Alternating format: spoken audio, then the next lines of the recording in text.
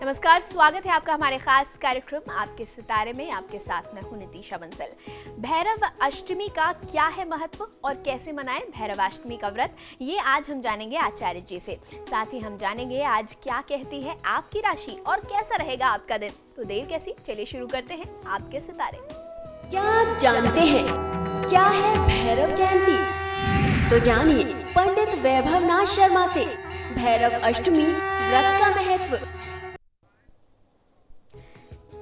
और आपके सितारे में आप अपनी हर परेशानी का हल प्राप्त कर सकते हैं और अपने सवाल भी पूछ सकते हैं। स्टूडियो में हमारा साथ देने के लिए मौजूद हैं विश्वविख्यात ज्योतिषाचार्य और वास्तुशास्त्री पंडित वैभवनाथ शर्मा जी। आचार्य जी, आपका हार्दिक स्वागत है। जय जय श्री काल भैरव। तो अगर आप भी अपनी कुंडली के ग्रह नक्षत्रों से है परेशान, या फिर कार्य, व्यापार या परिवार की चिंता आपको कर रही है परेशान, तो आप भी हमें कॉल कर सकते हैं। हमारे नंबर्स आपके टेलीविजन स्क्रीन पर फ्लैश किए जा रहे हैं। आप हमसे सीधी बात कर सकते हैं। हमारा टोल फ्री नंबर है 180010263003। आप इस नंबर पर मुफ्त में कॉल करें। इसके अलावा आप हमें हमारे लैंडलाइन नंबर्स 012046463332 और 012046463327 पर भी कॉल करके हमसे सीधी बात कर सकते हैं। और चलिए कार्यक्रम की शुरुआत करेंगे आज के पंचांग के साथ। आचार्य जी से जानते हैं क्या है आज का पंचांग। जी बिल्कुल, आज का पंचांग इस प्रकार है। विक्रम संवत 2070 मार्गशीर्ष मास चल रहा है और मार्गशीर्ष मास के कृष्ण पक्ष की आज सप्तमी उपरांत अष्टमी तिथि है। सोमवार का दिन है, नक्षत्र है मघा, योग है इंद्र और करण है बब। और आज जो व्रत और त्योहार मना रहे हैं उसे काल भैरव जयंती या काल भैरवाष्टमी के नाम से जानते हैं। आज की तिथि का बहुत ज़्यादा महात्मा है। यदि आपकी तिथि में किसी भी क्रूर ग्रह का प्रभाव बहुत ज़्यादा हो, उसकी अशुभता बहुत बढ़ गई हो, तो आज कैसे करना है उन्हें नियंत्रित, ये आप मुझसे जानिए आज के महा उपाय में। तो ये था आज का पंचांग और अब बारी है राशिफल की। सबसे पहले हम बात करेंगे मेष राशि की, जानेंगे उनका दिन आज कैसा रहेगा। मेष राशि वाले जातक लोगों को आज व्यापार में बहुत अच्छा लाभ रहने वाला। आज का दिन व्यापार के लिए बहुत उत्तम रहेगा। संतान सुख भी प्राप्त होगा। आज जो पुराने वाद विवाद चल रहे थे, कुछ न्यायिक वाद विवाद थे, उसके चलते आज कोर्ट कचहरी के चक्कर लगाने में भी दिन बीत सकता है। किसी बड़ी डील को उपयुक्त समय के लिए टाला जा सकता है। अगर आप कोई नया अनुबंध करना चाहते हैं, कोई नई डील करना चाहते हैं, तो उसके लिए थोड़ा सा अभी और आपको इंतजार कर लेना चाहिए। आज की तिथि का पूरा लाभ लेने के लिए शनि वज्र पंजर कवचम का पाठ कर लेना आपके लिए सर्वोत्तम होगा। जल्दीबाजी में कोई बहुत बड़ा काम या कोई नया काम आज मत करिए। और चलिए अब आचार्य जी से जानेंगे कि वृषभ राशि वालों के सितारे क्या कह रहे हैं आज। वृषभ राशि वाले जातक लोगों के लिए आज की तिथि में श्रम उपरांत कार्य विशेष में आपको बहुत अच्छी सफलता मिल सकती है। सभी कार्य सिद्ध होंगे। स्वास्थ्य में कुछ परेशानी आ सकती है। किसी भी तरीके की कठिनाई से आज आपको घबराना नहीं चाहिए। जल्दी ही अच्छा समय आपके लिए भी आरंभ होने वाला है। आज के दिन का पूरा लाभ लेने के लिए ओम स्वयं सिद्धाय नमः मंत्र का 108 बार जाप कर लेना आपके लिए सर्वोत्तम होगा। आज किसी की निंदा में समय व्यर्थ ना करें। और अब हम बात करेंगे मिथुन राशि की, जानेंगे कैसा रहेगा उनका आज का दिन।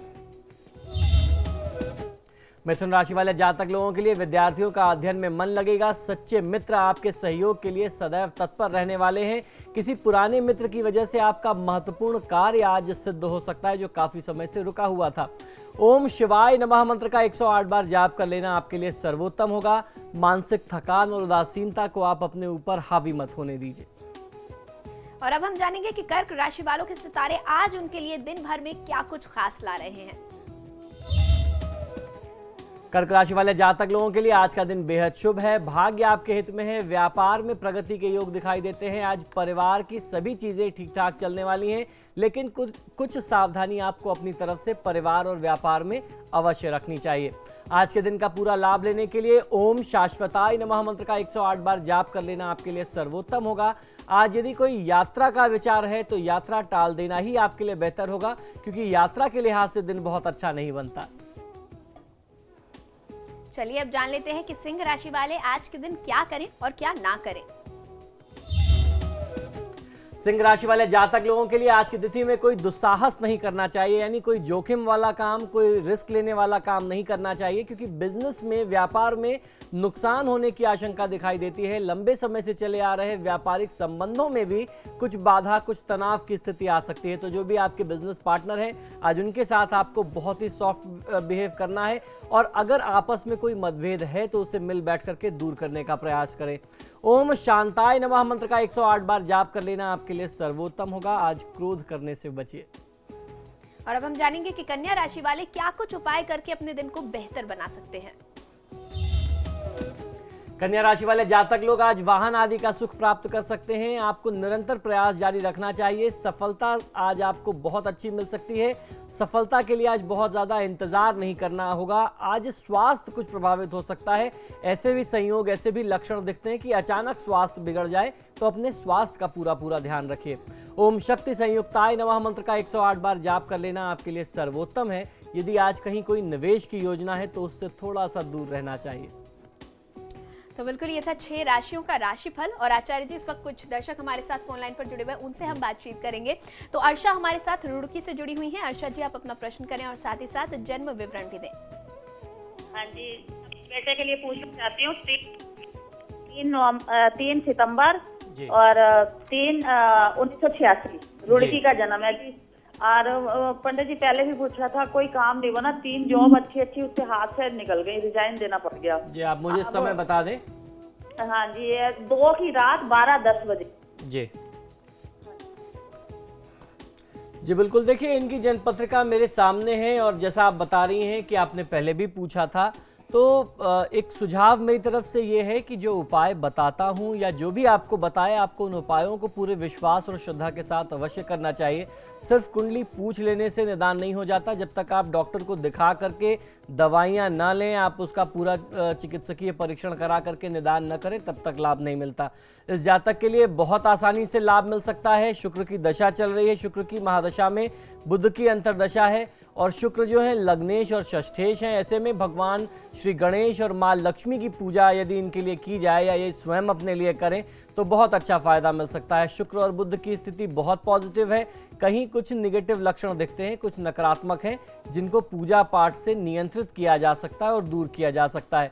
तो नियमित दिनचर्या में भगवान श्री गणेश और माँ लक्ष्मी की पूजा करना, या फिर बहुत आसान तरीके से लक्ष्मी चालीसा और गणेश चालीसा का पाठ कर सकते हैं, और पाठ के उपरांत लक्ष्मी और गणेश जी की आरती कर लें। ये नियम बना लें, बहुत अच्छा फायदा मिलेगा। आज से चाहे तो आरंभ कर सकते हैं।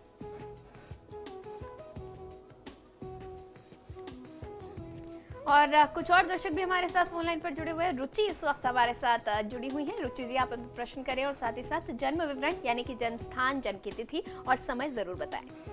पंडित जी प्रणाम। जी नमस्कार, बताइए। जी, मुझे अपने पिताजी के बारे में पूछना है। उनकी डेट ऑफ बर्थ है 13 अप्रैल 1943 जी। टाइम है सुबह के 5:37 जी। और स्थान है कानपुर जी। जी, वो बहुत क्रोधी स्वभाव के हैं। उनका क्रोध बहुत ज्यादा है उनको, और वो उनके घुटनों में बहुत तकलीफ रहती है, मतलब चलने फिरने में भी बहुत कष्ट है। और वो कंजूस बहुत हैं। वो अपने ना ही ऊपर खर्च करना चाहते हैं, ना ही किसी और पे।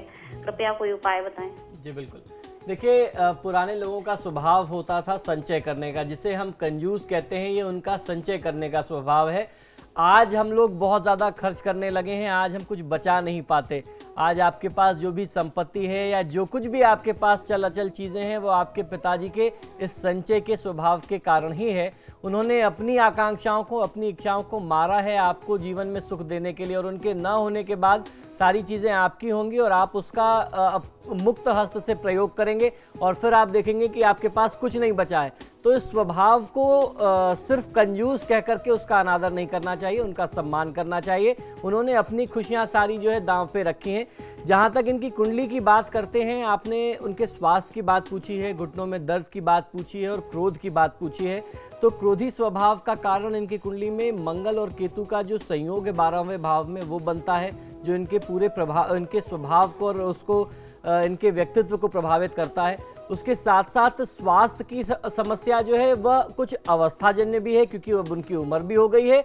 और कुछ दूसरा जो बड़ा कारण है वो ये है कि चंद्रमा की महादशा में राहु की अंतर्दशा चल रही है। तो पिताजी के हाथ से स्पर्श करा करके किसी गरीब व्यक्ति को, दरिद्र व्यक्ति को काली वस्तुओं का दान या खाने की चीजें अगर आप बुधवार और खासतौर पर शनिवार हफ्ते में 2 दिन दान कराते हैं और ये 16 बार आप दान करा लेते हैं तो उनके स्वास्थ्य में तत्काल राहत मिल जाएगी।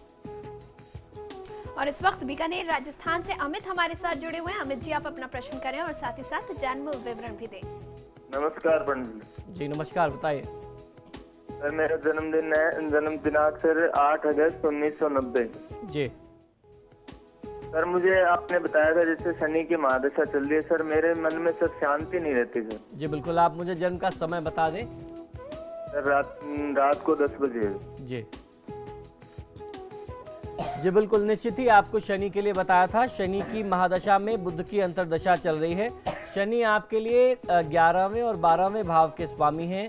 ऐसी परिस्थिति में आपको शनिदेव की पूजा आराधना कर लेना बहुत ज़्यादा आवश्यक है। जहाँ तक आपने मन में शांति की बात कही है तो चंद्रमा को मन का कारक मानते हैं और आपकी कुंडली में चंद्रमा शनि के स्थान में बैठे हुए ये भी बहुत अच्छा संयोग नहीं होता है। 12वें स्थान में चंद्रमा है, तो ऐसी परिस्थिति में भगवान शिव की आराधना करनी चाहिए और उसके साथ साथ शनिदेव के लिए आप हनुमान चालीसा और शनि चालीसा का पाठ करें, रोज करें, तो आपको बहुत अच्छा फायदा मिल सकता है। तो बेहतर ये रहेगा कि ओम नमः शिवाय मंत्र का जाप करें। सोमवार के सोमवार कच्चा दूध भगवान शिव पर अर्पित करें और नियमित दिनचर्या में, रोज की दिनचर्या में आप 108 बार ओम नमः शिवाय जाप करने के साथ साथ हनुमान चालीसा और शिव चालीसा पढ़ें, फायदा मिलेगा। और कार्यक्रम में फिलहाल वक्त एक छोटे से ब्रेक का है, जल्द हाजिर होंगे, बने रहिए हमारे साथ।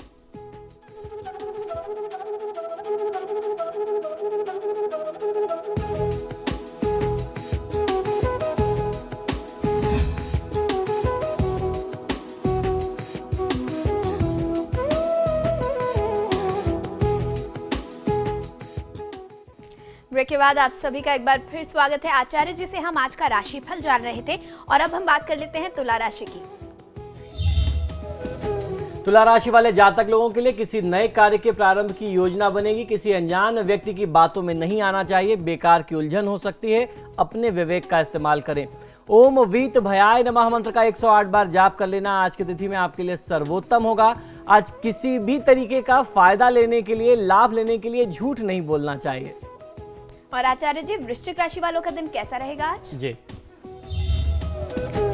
वृश्चिक राशि वाले जातक लोगों को अपने विरोधी पक्ष से यानी शत्रु पक्ष से आज कुछ परेशानी का सामना करना पड़ सकता है और जरूरी काम आपके बाधित हो सकते हैं, रुक सकते हैं। ज़्यादा काम करने से, बहुत ज़्यादा टेंशन लेने से आज आपको बचना चाहिए, तनाव लेने से बचिए और बहुत ही सचेत होकर के, सजग होकर के काम करें। ओम शूर्पकर्णाय नमः मंत्र का 108 बार जाप कर लेना आपके लिए सर्वोत्तम होगा। आज मेहनत से, परिश्रम से किसी भी तरीके से पीछे मत हटिए, उसमें कमी मत करिए। और चलिए अब जानते हैं कि धनु राशि वाले आज क्या कुछ उपाय करें। धनु राशि वाले जातक लोगों के लिए आज पारिवारिक माहौल सुखमय रहने वाला है। परिवार में प्रसन्नता रहेगी। आप बहुत ही पॉजिटिव रहने का प्रयास करिए, सकारात्मक रहें। सफलता के द्वार खुलने के आसार दिखाई देते हैं। कारोबार में भी इजाफा होगा।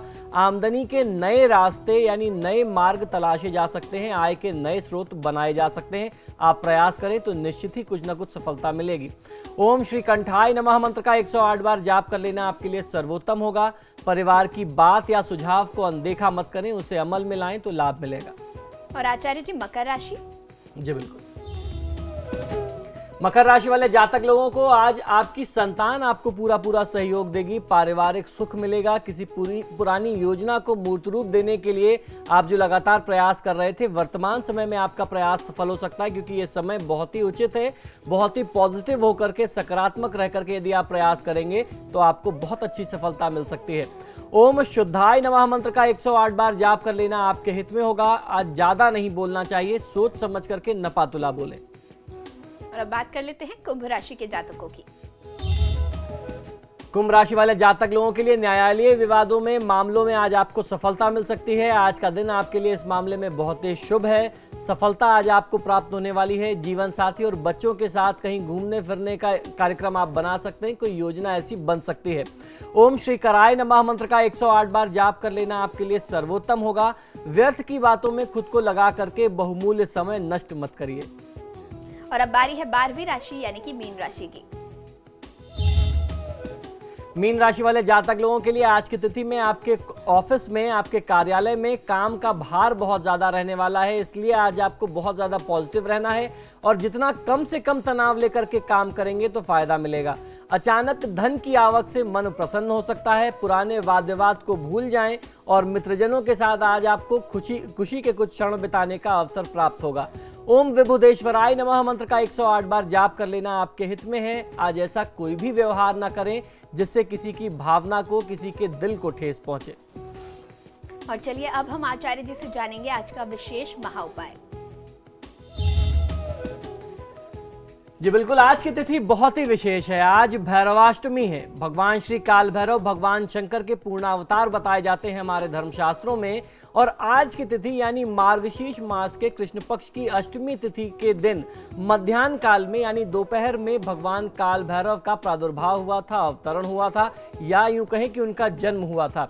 अतः आज का दिन जो है, आज की तिथि में भैरव जयंती मनाई जाती है। शिव पुराण शत्रुद्र संहिता के अध्याय 8 के अनुसार भगवान शंकर ने इसी अष्टमी को ब्रह्मा के अहंकार को नष्ट किया था, इसलिए यह दिन भैरवाष्टमी व्रत के रूप में मनाया जाने लगा है। इस दिन श्रद्धालु जो है वह व्रत रखते हैं। इस दिन प्रत्येक प्रहर में काल भैरव और ईशान नाम के शिव की पूजा और अर्घ्य देने का विधान हमारे धर्मशास्त्रों में मिलता है। आधी रात के बाद काल भैरव की पूजा अर्चना की जाती है। इसके बाद पूरी रात्रि जागरण किया जाना चाहिए। मान्यता है कि भगवान भैरव का वाहन श्वान यानी कुत्ता है, इसलिए आज की तिथि में कुत्ते, विशेषतया काले रंग के कुत्ते की भी पूजा करते हैं और उसे कुछ भोजन अपनी तरफ से अवश्य कराते हैं। इस व्रत की कथा का उल्लेख जो है वह शिव पुराण में आया है। भैरव भगवान शिव के दूसरे रूप में माने जाते हैं। मान्यता है कि आज की ही तिथि में दोपहर के समय में शिव के प्रिय गण भैरवनाथ का जन्म हुआ था। कहा जाता है कि भैरव से काल भी भयभीत रहता है, इसलिए उन्हें काल भैरव कहते हैं। देश में भैरव जी के कई प्रतिष्ठित मंदिर हैं, जिनमें हमारे काशी स्थित काल भैरव मंदिर की मान्यता बहुत ज्यादा है, जिन्हें काशी का कोतवाल कहा जाता है। भगवान भैरव पर दूध चढ़ाया जाता है, लेकिन किलकारी भैरव के विषय में मान्यता है कि वह शराब चढ़ाने से, मदिरा चढ़ाने से प्रसन्न होते हैं। और शराब वो आज की शराब नहीं जो वाइन आप अक्सर देखते होंगे लोग दुकानों से खरीदते हैं और उनको चढ़ाते हैं। शराब भी जो पुराने समय में जो पुराने तरीके से बनती थी, चावल वाली शराब या जौ वाली शराब, वो चढ़ाने का विधान है। आज लोगों ने उस स्वरूप को भी बिगाड़ दिया है। लोग जाते हैं अंग्रेजी शराब की दुकान से वाइन खरीद के लाते हैं, विस्की चढ़ाते। ये बहुत गलत है, ऐसा नहीं करना चाहिए। उज्जैन स्थित काल भैरव मंदिर में श्रद्धालु भैरव जी को मदिरा अर्पित करते हैं। ऐसा मानते हैं कि यह व्रत गणेश, विष्णु, यम, चंद्रमा, कुबेर आदि सभी देवताओं ने किया था और इसी व्रत के प्रभाव से भगवान विष्णु लक्ष्मीपति बने, अप्सराओं को सौभाग्य मिला और कई राजा चक्रवर्ती बने। यह सभी कामनाओं को पूर्ण करने वाला व्रत हमारे धर्मशास्त्रों में बताया गया है। भैरव जी के उपवास के लिए अष्टमी या चतुर्दशी युक्त रविवार और मंगलवार ग्राह्य माने जाते हैं। ऐसी मान्यता है कि अष्टमी के दिन स्नान के बाद पितरों का श्राद्ध और तर्पण करने से यदि उसके उपरांत काल भैरव की पूजा किया जाए तो जो उपासक है, जो साधक है, साल भर उसके सारे विघ्न जो हैं वह उससे दूर रहते हैं। भगवान भैरव की कृपा से वह व्यक्ति और उसका परिवार सुरक्षित रहता है। मान्यता यह है कि महाकाल भैरव मंदिर में चढ़ाए गए काले धागे को गले में या अपनी बाजू में, अपने हाथ में बांधने से भूत प्रेत और जादू टोने का असर भी नहीं होता। इसीलिए हमारे यहाँ काशी में जो काल भैरव का मंदिर है वहाँ काला गंडा मिलता है। हम लोग उसको हाथ में भी बांधते हैं, गले में भी धारण करते हैं, जिससे आपको सुरक्षा मिलती है। वाराणसी पुरी की अष्ट दिशाओं में स्थित अष्ट भैरव, जिनमें से रुरु भैरव, चंड भैरव, अतिसांग भैरव, कपाल भैरव, क्रोध भैरव, उन्मत्त भैरव तथा संहार भैरव हैं, जिनका दर्शन, आराधना जो है वह अभिष्ट फलप्रद देता है। रोली, सिंदूर, रक्तचंदन का चूर्ण, लाल फूल यानी लाल पुष्प, गुड़, उड़द का बड़ा जो बड़ा बनाया जाता है, धान का लावा, गन्ने का रस, तिल का तेल, लोबान, लाल वस्त्र, भुना केला, सरसों का तेल, ये भगवान भैरव की प्रिय वस्तुएं हैं। इन चीजों का भोग अर्पित करना चाहिए। प्रतिदिन भैरव जी की 8 बार प्रदक्षिणा करने से मनुष्य सर्वविध पाप जो है वो उसके विनष्ट हो जाते हैं। देवराज इंद्र जिनके पावन चरण कमलों की भक्ति पूर्वक निरंतर सेवा करते हैं, जो व्याल रूपी विकराल यज्ञ सूत्र धारण करने वाले हैं, जिनके ललाट पर चंद्रमा शोभायमान है, जो दिगंबर स्वरूपधारी हैं, कृपा की मूर्ति हैं, नारदादि सिद्ध योग वृंद जिनकी सेवा में लगे रहते हैं, उन काशीपुरी के अभिरक्षक स्वामी काल भैरव की मैं चरण वंदना करता हूं। इसी प्रकार आपको उनकी प्रार्थना करनी है, जो करोड़ों सूर्य के समान दीप्तमान हैं, जो भयावह भवसागर पार कराने वाले परम सामर्थ्य प्रभु हैं, जो नीलकंठ वाले अभिष्ट वस्तु को देने वाले और 3 नेत्रों वाले हैं, जो काल के भी काल हैं, कमल के समान सुंदर नयनों वाले हैं, अक्षमाला और त्रिशूल धारण करने वाले अक्षर पुरुष हैं, उन काशीपुरी के अभिरक्षक स्वामी काल भैरव के मैं चरण में वंदना करता हूं। श्री काल भैरव के ऐसे स्वरूप का ध्यान करके आपको प्रार्थना करनी चाहिए, आपके सभी कष्ट जो हैं वो दूर होंगे। अब समय का अभाव है हमारे साथ, लेकिन फिर भी बहुत छोटे में, बहुत सूक्ष्म में, बहुत सरल शब्दों में मैं आपको भगवान भैरव के जन्म की कथा सुनाता हूं।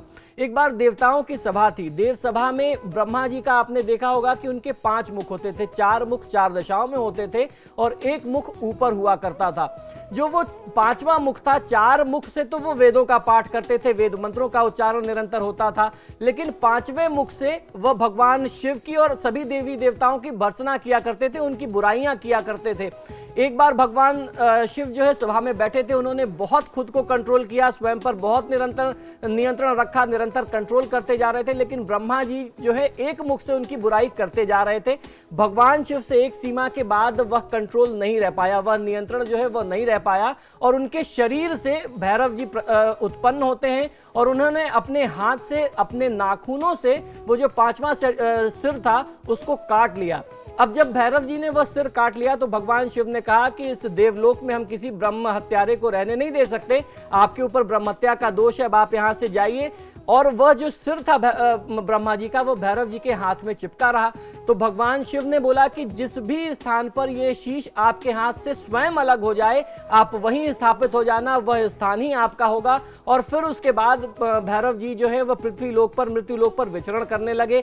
और आज जहां काशीपुरी में काल भैरव का मंदिर है, जब वह बनारस यानी काशीपुरी जो पुराने समय का आनंदवन था वहां आए और उस स्थान पर उनके हाथ से वह शीश छूट गया, तब भगवान भैरव ने उस स्थान को अपना स्थान बना लिया। और इस कारण से उस स्थान का महात्मा आज की तिथि में भी बहुत है। इसीलिए भगवान भैरव के स्थान को, काशी विश्वनाथ के स्थान को कहते हैं कि उस स्थान में जो महादेव शिव की पूजा करता है, काशी विश्वनाथ की पूजा पाठ करता है और भैरव जी के दर्शन नहीं करता, तो उसकी काशी यात्रा, काशी तीर्थ अधूरा रह जाता है, अपूर्ण रह जाता है।